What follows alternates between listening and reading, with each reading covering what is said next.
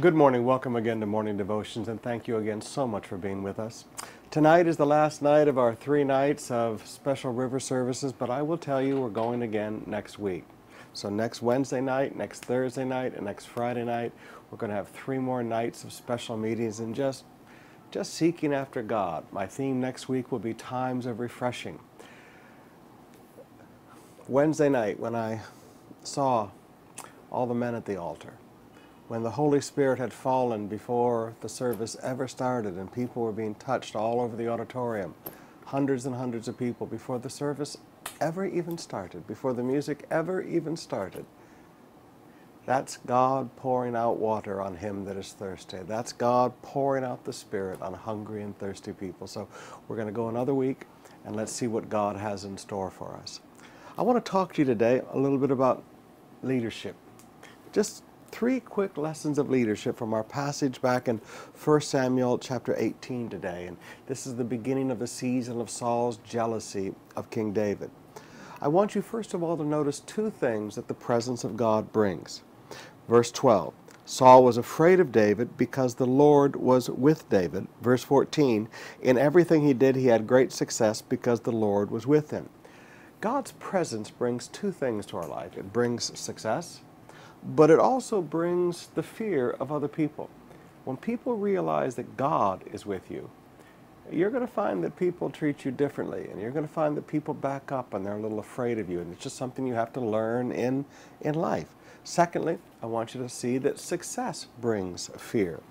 Verse 15, when Saul saw how successful David had become, he was afraid of him. Success makes people afraid of you. Now, whenever somebody's afraid of you, you need to understand they don't love you. Perfect love casts out all fear.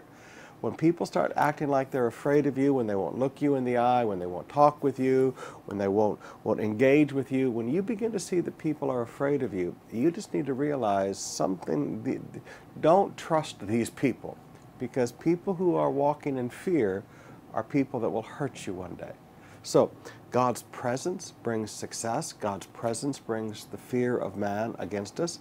Secondly, our own success makes people afraid of us. And thirdly, I want you to notice that joining people in the sacrifice and the risk and the hard work brings the love of the people. Verse 16, but all Israel and Judah loved David because he led them in their campaigns. Now, there's a great truth that we need to learn in leadership today, that leaders don't sit back in their offices and don't participate. Leaders go out and risk their life. Leaders go out and work hard and sweat with the people. Leaders don't just step back and watch all the people do the work.